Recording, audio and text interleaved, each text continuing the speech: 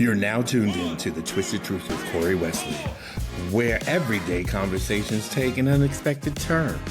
Entrepreneur, artist, author, and truth seeker, Corey Wesley is here to challenge the way we think, question the norms, and bring fresh perspectives to life, business, and beyond. With unfiltered discussions, special guests, and real talk, get ready for a show that's bold, insightful, and always a little twisted. Buckle up, because the truth isn't always what it seems. And now, here's your host, Corey Wesley. Welcome to another episode of The Twisted Truth with Corey Wesley. I appreciate you tuning in. Remember to like, subscribe, and I apologize. My phone is on and I'm not stopping my video. This is real stuff here. That's my rock. He is out and about. He needed to have self-care. I'm encouraging everyone to do some self-care. I'm having a cocktail for those that are watching on video and those that are listening. I shouldn't be doing this because nobody's sponsoring me, but it's called On the Rocks. Have you tried this? This is good. I was on the phone with a friend of mine, right? And he was all asking me kind of questions about my love life. Why are people so worried about other people's love life? Stop asking questions. Mind your business. But anyway, honestly, what he was asking me was, what was my type? And he knows my type, but he was just kind of asking. And then the question was, which is hilarious because a friend of mine was actually mad at me because I asked him a question. And I don't think this is a bad question to ask someone, but I said, how's that working out for you? We still haven't spoken.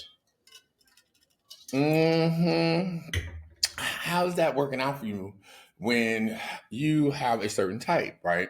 And I do have a certain type. And for me, that type isn't working, obviously. And the type trap, as we want to say, are you actually attracted to the wrong people? And I had to ask my question because he asked me that. Are you attracted to the wrong people? And I probably am. That's why I'm single. But and the one question I hate people ask me, why are you single? Because I want to be. God dang it. Like there's some problem with you because you single. And this is what I always tell them.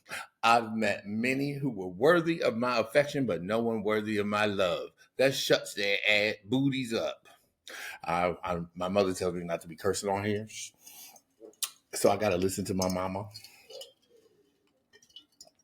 I know I'm grown, but I listen. Sorry for y'all listening via podcasting, not video, that I'm sipping, but I need to stop on sipping and get to the topic at hand. Are you actually attracted to the wrong person? Yes and no. I mean, it depends on what you're attracted to and for the reasons. I think it's all about your intent. That's a big thing in my vocabulary, intent. Now, there's some people, some boys that I like that are just my gentlemen callers. You know what that means. They're good for that. And then we let them leave. Bye-bye. See you later. Then there's a type that you want to investigate, but maybe you're not ready or they're too headstrong for a relationship. They don't want to, I don't know. I don't want to say, because I always say there's a friendly friend and then there's I call them ad hoc boyfriends or, that you do things with them, movies, dinner, you maybe have a little intimacy, but you don't want a long-term relationship with them. And so when it comes to preferences, in the gay community, I don't know about them straight people, but for the gay folks, there used to be a debate about, black white men who like white men, they fetishize over them, and or if they put on their profile no blacks, their preference. That's a preference.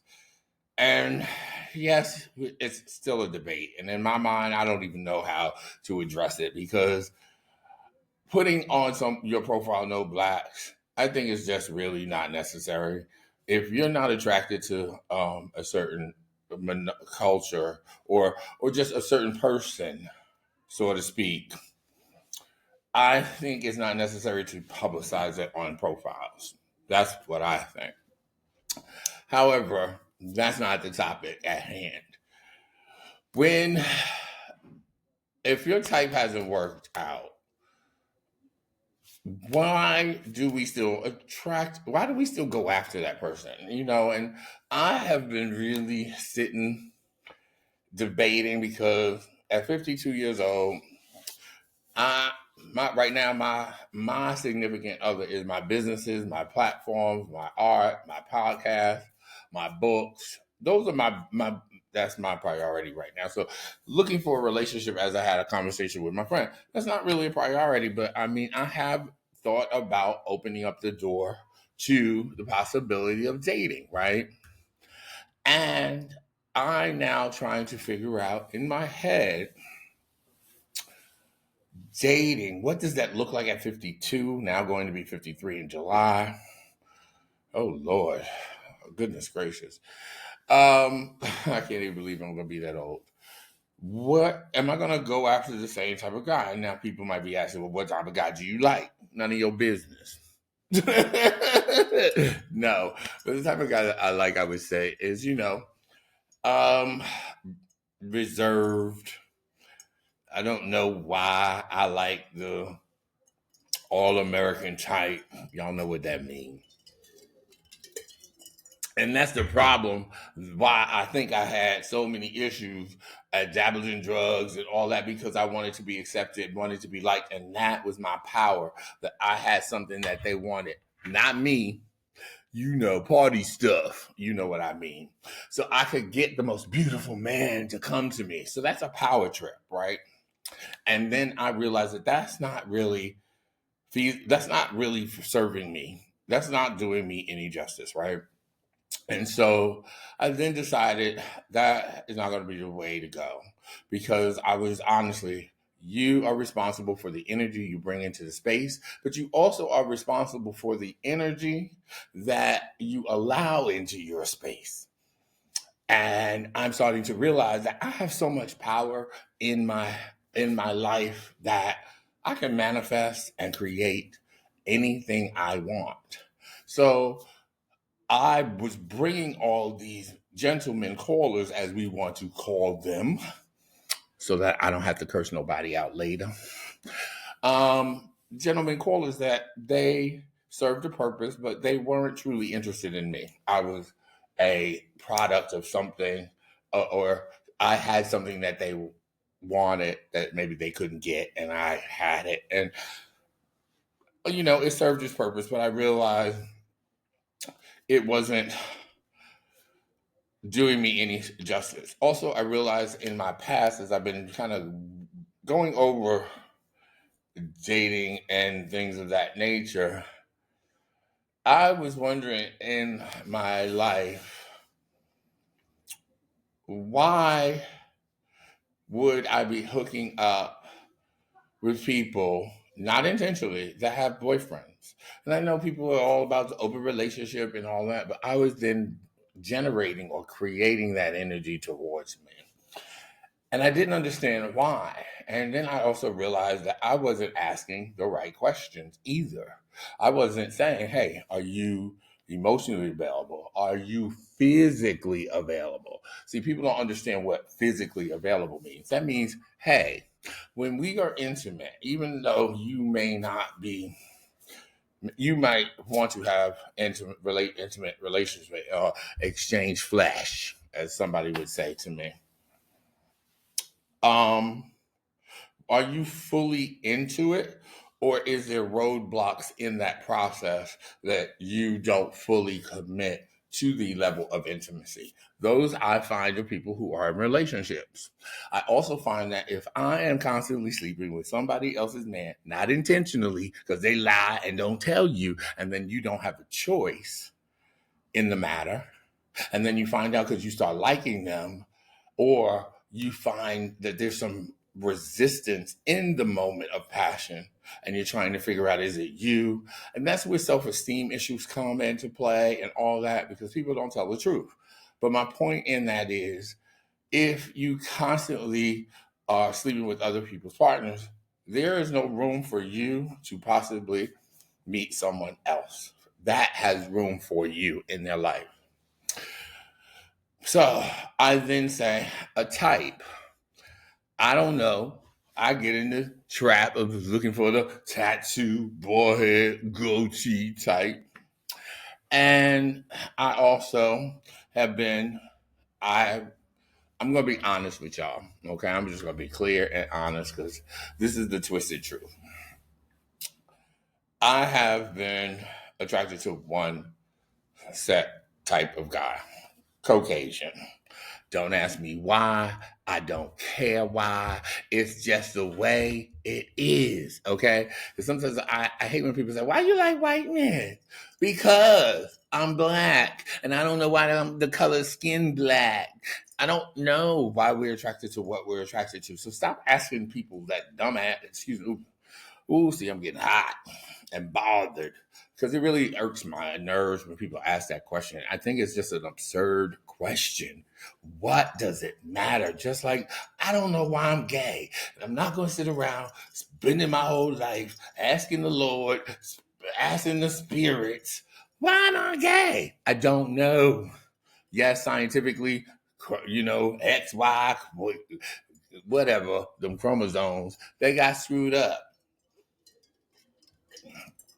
But as they say, God don't make mistakes. So he didn't make a mistake.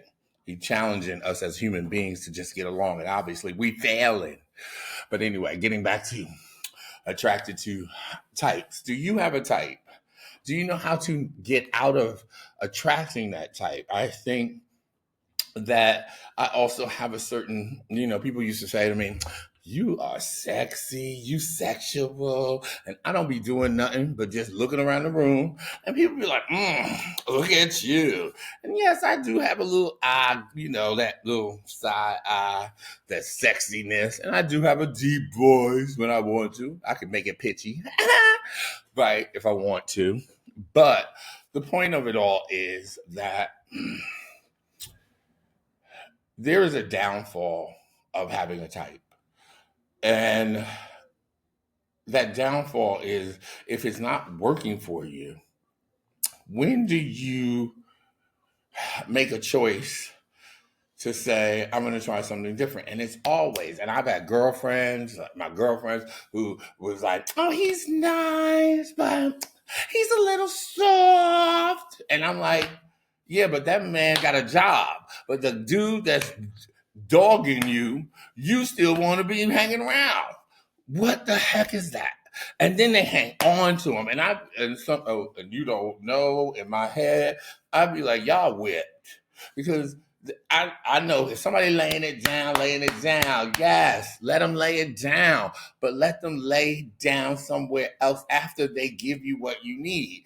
Don't invest time and let them dog you, talk about you, don't even treat you like you are a queen or the king that you are.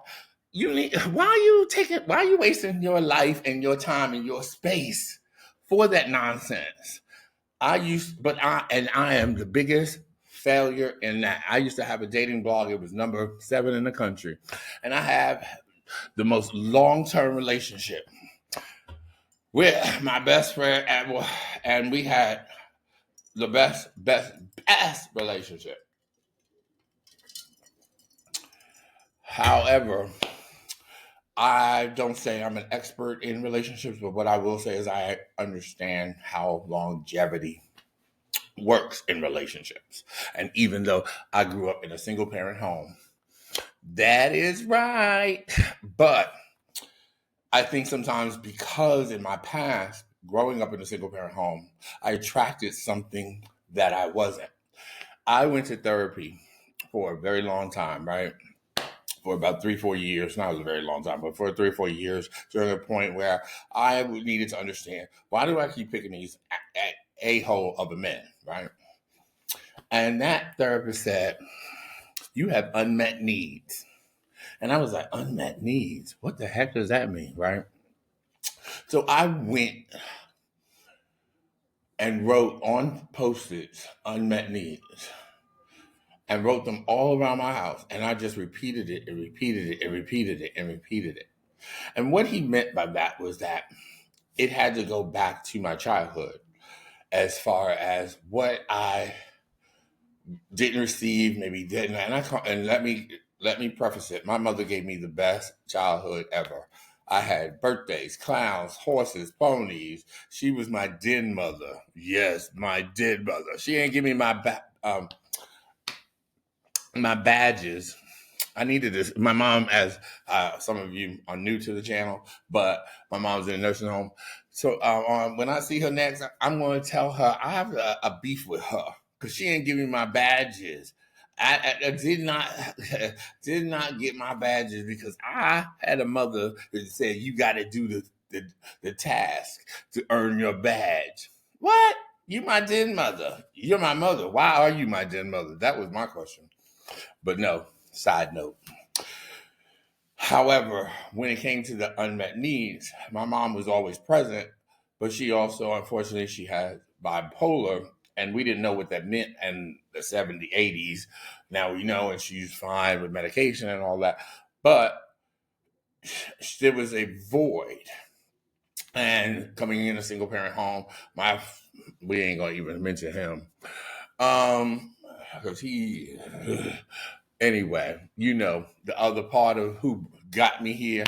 I am grateful for that part. But what I will say is, having those unmet needs, I then was picking people to satisfy those unmet needs and not identifying to the individuals that really I had harboring emotions for, or that I felt lack of from my childhood. My parents are great in the sense that they did the best they knew how. I will always say that. However, in that, they also did not set me up for success in certain aspects of my life. Even though my mother gave me the best childhood and worked hard and gave me a beautiful home and all that, I did not have the same upbringing as the average, I guess what society would say a minority looks like. However, what I will say is their emotional disconnect from each other had an issue with that, kind of faded into my life. And then I went out as an adult and tried to seek that unmet need when I needed to resolve that internally to say, hey, I love my parents. They're great. They did the best they knew how. But sometimes, because we are very different in opinions and ideas, I love them, but I don't like them sometimes. And just like they don't like me. But I was able to say that. And when I was able to say that, and I know a lot of you up there gasping like, how did you say that? That's disrespectful. Because parents are not perfect. And yes, it's a hard conversation to hear, but in order for you to attract the right guy to say, let me do something different, is that working out? How's that working out for you? Well, I don't take offense to that statement because I will say it ain't working. But when the guy comes around and he's not the bad boy type, and he's hey, I want to open the door for you, or oh my God, I really want to take you out, or why is it so much that you can't just step out of your, I guess, your bad boy era, or just giving these negative titles to him, like calling someone soft What does that mean? That he cares about you? He opens the doors? He sends you flowers? That he asks you how your day was? Versus the dude who's screwing everybody, who can't hold his inside. Why can't you go with the guy who's saying, you know what, I really want to be with you and I want to wait with you? Why is it so uncomfortable for the guy to tell you, you know what, I really don't want to see anybody else. I want to see you. Oh my God, it's too fast. You rushing, you to this. But then you're going to be sitting there just like me at 50 something alone. Now, let's just say I'm not unhappy. Don't cry for me, Argentina. But that's a choice of mine. But a lot of you out there, I know, are looking for love, wanting love, and y'all are always going for the same person. How's that working out for you? That's the question. How's that working out for you? Well, anyway, I want to say thank you for listening, tuning in. I hope that we tackled or just started to spark that twisted truth of a type. If you got a type, throw that type away. Because if that type ain't working for you and you out there single and you still looking for the same type, you might want to look for a new type.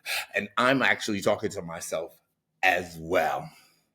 What I will say is, as I end this, write down what your type is. And then up next to it, say, is that working? Yes.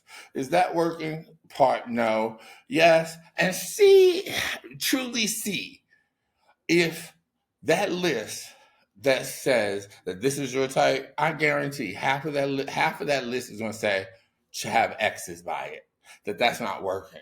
And that's going to be a very clear sign that it is time for you to get a new type. As I always close out, thank you for listening. Thank you for taking the time out of your busy day to give me a little support.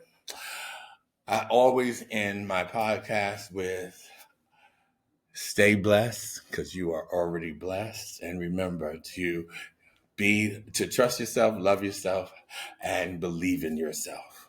Those are the key things that matter. And when someone says, why are you single? Don't answer that question. Just look at them and say, because I want to, or use my statement. I've met many worthy of my affection, but no one worthy of my love. Signing off. Stay tuned for my next episode. I don't know when it's coming. I'm still new at this. I'm trying to get a system, but I'm just throwing things out there, getting a little bases, getting some fun stuff out there. And now I'm doing video and recording because I became a member of this site that I found that I love. I actually love Riverside. Because it does a video, I can extract the video from it and all that. But anyway, I need to go. Signing off. I'm drinking my little cocktail. It's Saturday here in New York. Wherever you are, whatever time of day it is, stay blessed, because you're already blessed, and enjoy your weekend. Or if it's not the weekend when you listen to it, enjoy your life. That's all that matters. Stay blessed. Talk to you soon. Bye. That's a wrap for this episode of The Twisted Truth with Corey Wesley.